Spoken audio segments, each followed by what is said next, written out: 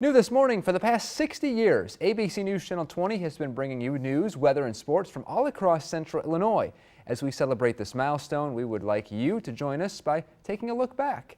ABC News Channel 20's Alicia Lewis joins us live this morning with more on the 60th anniversary of WICS. Good morning, Alicia. Good morning. That's right. As the first station in Springfield to go on the air, WICS has been part of the Springfield community for the past 6 decades. From the people we've seen on the screen to those hard at work behind the scene, the Channel 20 team celebrates 60 years on the air. This is WICS TV 20, Springfield, Decatur. And now, live, this is Midday on 20.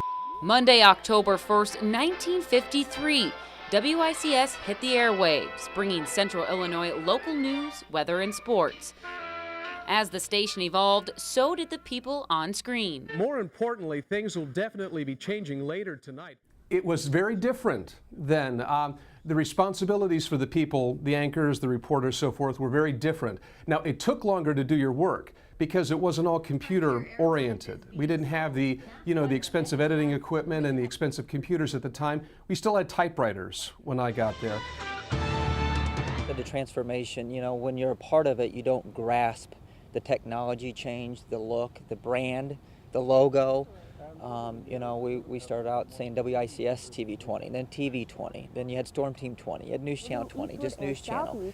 Towards the Des Moines area, those could eventually move into. I have really fond memories of those years because we were very close. But obviously Don Hickman, Les Van, those were news director and assistant news director at the time.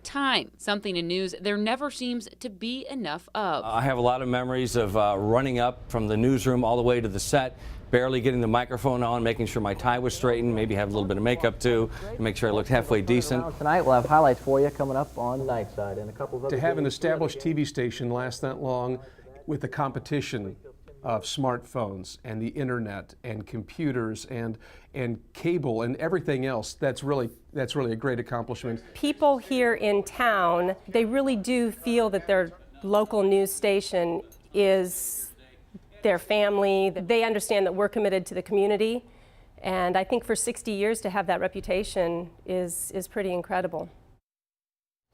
Now, after speaking with many of those Channel 20 former employees, they all had such great, fond memories of working with their coworkers. And a lot of them were saying it was remarkable, the technology changes over the past 60 years. And I couldn't imagine working with a typewriter. I don't know about you guys. I can't either. Wow, how things have changed through the years. And I know when I've seen them come in this studio, everyone's pretty impressed with the changes we've undergone. And even the last year, we were in the garage this time last year while this place is getting made. So check out the studio. Lots of changes. Pretty good. Thanks so much for that update. That was great, Alicia. Thanks, Alicia. Breaking overnight, a large structure fire broke out around 3:30 this morning in 1100 block on 4th Street. Our Alicia Lewis was on the scene and has more. Good morning, guys. We're here at the 1100th block of North 4th Street in Springfield, where multiple fire crews have been battling the blaze for a little over 2 hours now. And joining me now is Fire Chief Ken Fussin. Good morning, Fussin. Thanks you for being here. Could you fill us in on what's been happening here this morning? Call came in at 3:30 this morning for this house on fire. It was fully involved. When our first units arrived, it collapsed on itself within about 2 minutes and started the houses on each side of it on fire. The fire did extend one house to the north and one house to the south. We're unsure of the occupancy of all the houses. Okay, so this one's completely gone. You're unsure of the occupancy. Neighbors said they heard an explosion. Is there any word as to how this one caught on fire at this time? We do not know at this time, but it will be under investigation once we get the fire under control. Okay, and what is the current state of how the fire is being handled right now? We've got the bulk of the fire knocked down. We still have active fire in the building to the south and north. We're getting some relief crews to come in. The guys that have been here since 3:30 are exhausted. So as we get fresh crews here, we'll continue to knock out the hot spots. And any neighbors, should they worry about evacuation or whatsoever? We did evacuate a couple houses to the north, but they're sheltering in place rather. All right, well, thank you for joining us this morning, Chief Fuss. And you heard that they're still investigating the fire. Multiple crews are on the scene, and we'll keep you posted as this story develops. Reporting live in Springfield, Alicia Lewis, ABC News Channel 20. Alicia, thanks very much. We'll keep you updated on our website, WICS.com, our Facebook page, and later today on Midday. New on Sunrise, the internet is used by millions of people across the United States, but not by everyone. According to a Pew Internet and American Life Project survey, 15% of adults in the U.S. are not online. ABC News Channel 20's Alicia Lewis joins us live in our newsroom this morning with more. Good morning, Alicia. Good morning to you as well, Andrew. You know, today we use the internet for just about anything, whether you're looking to do a quick search online or just want to stay connected with your friends and family. And although it's hard to believe what life would be like without the internet, some people choose not to be a part of the World Wide Web. I would like to, but I can't afford it, so I'm not on the internet. Not on the internet seems like a phrase we don't hear too often. But for Springfield resident Eunice Oftenkamp, who spends her time knitting, she says she'd like to be online, but the internet has just gotten too expensive. If it comes down to where it's reasonable, where I'm not going to go bankrupt with it, but it's not convenient to do it, and using somebody else's machines, I don't want to do that either. The last time Eunice surfed the web was over 2 years ago, and according to a recent study, Eunice isn't alone. We have a generation of Americans who don't see any value in being online. For some of them, it's an economic issue. They can't afford a computer or they can't afford internet access. But I feel like for more of them, it's simply because they haven't found the value in the internet yet. The study found older Americans were less likely to be online. And for those like Jeff Greenberg, he says using the internet can be challenging. We don't know a lot about the internet and how to do certain things. You know, when technology changes so much by day, it's kind of hard to keep up with everything. And whether you're a fan of the internet or not, UIS specialist Karen McElrath says non-internet users get connected one way or another. Even some of the people who maybe aren't online themselves, I would venture to guess that they have family or friends who help them get online when they need to. If they need to look up a drug prescription, or if they're lost and need to use a map tool, something like that. I imagine that they have some sort of connection to the internet, even if it's not a direct connection. Now, a few of the respondents from the Pew study said they weren't online because it was just too expensive, or they just had a lack of interest. And I asked a few of you, and a few of you responded to my Facebook question. One wrote, Joe Schwab wrote, "My parents want nothing to do with the internet or computers at their place. My dad still does everything through pen and paper." And another one of you wrote, "Interesting report. I just assumed everyone had the internet. It's just so common." Andrew? Well, Alicia, I actually got the internet for the first time this past summer, and frankly, I felt like I was missing out that much. Come on, Andrew. Get with the program. I'm getting scolded now. All right, Alicia, you're the best. Thanks very much. Well, if you're looking to get online like myself, well, the Lincoln Library in Springfield offers free hands-on computer workshops. Because space is limited, pre-registration is required. For more information, call 753-4900. New on Sunrise this morning, it's the time of year you'll be hearing more about house fires. The number always increases as people turn on the heat to ward off those cooler temperatures. Well, this month is actually Fire Prevention Month, and fire officials want to remind you to get your homes ready for the winter. ABC News Channel 20's Alicia Lewis joins us live from outside the Springfield Fire Department this morning with more on what you need to know. What can you tell us, Alicia? Good morning, Nellie. That's right. You know, right now the weather isn't cold enough to be turning up the heat in your homes quite yet, but in the coming weeks, many people will be looking for ways to stay warm. And before you go light a fire in that fireplace of yours, you might want to make sure that it's safe. The danger of not cleaning your chimney is a chimney fire, because you can lose your home. The National Fire Protection Association estimates about 50,000 chimney fires across the U.S. each year. This chimney actually needs some attention. Rod Neller of Klein's Chimney Sweep inspects, cleans, and repairs hundreds of chimneys each year. I want to look in the fireplace. I want to check the condition of the firebox and the flue, see if there is a buildup of creosote, or see if it looks clean. Creosote is a flammable black residue that sticks to the inner walls of your chimney when you burn wood. And when too much builds up, it can smolder and catch fire. Heating fires are deadly because if they happen in the midnight hours or in the late hours of sleeping, we don't know about it. And because chimneys, they're so seldom inspected, we can have a fire that results from it. It's not contained to it.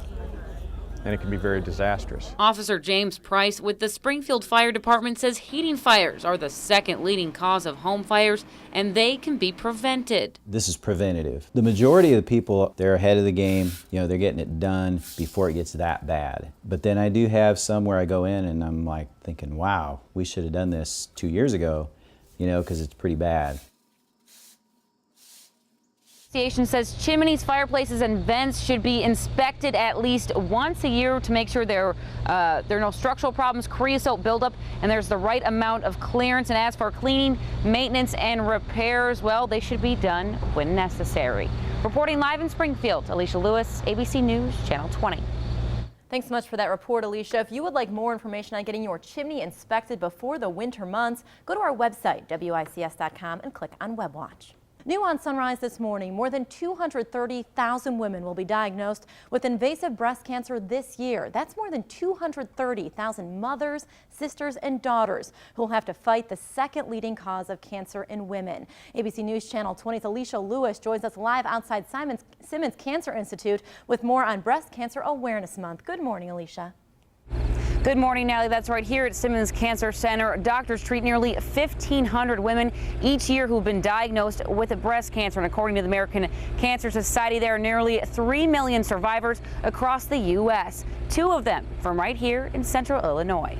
How are you doing today, Lexi? Pretty good. Good. I just noticed changes in my breast, and I just didn't ignore it. You know, I just knew that something was wrong, and it didn't go away, so I, followed up with it. Springfield dental hygienist Beth Steffen never thought she would have been diagnosed with breast cancer. So I went in and talked to my doctor, and we did a mammogram, we did an ultrasound, and then we did a needle biopsy, and it came back positive.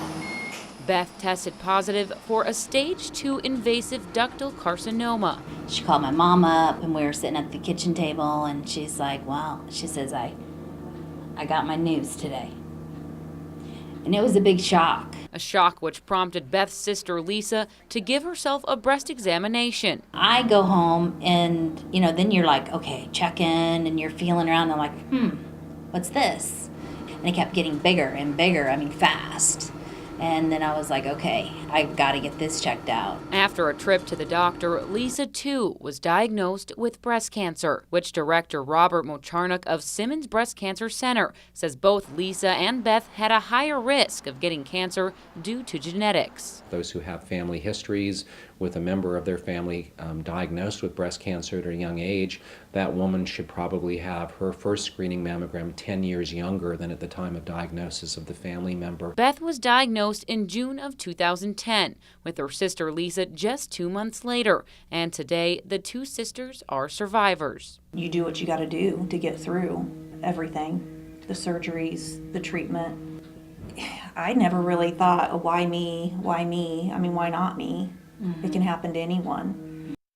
Now, doctors here at Simmons Cancer Center say they could not stress the importance of knowing your own body by giving yourself monthly examinations and getting your annual mammogram. Reporting live in Springfield, Alicia Lewis, ABC News, Channel 20. Definitely an inspirational story. Thanks so much, Alicia. And Mammogram Mondays are back all throughout the month of October. Breast cancer screening appointments are available every Monday afternoon next month through the Regional Cancer Partnership of Illinois. The screenings are for uninsured and underinsured women. You have to be 40 years or older, or those who have a family history of breast cancer. Well, it's now 5:38. Still ahead on. Happening now, it's the #1 disease killer of children, a disease where more than 12,000 kids are diagnosed each year. It's cancer.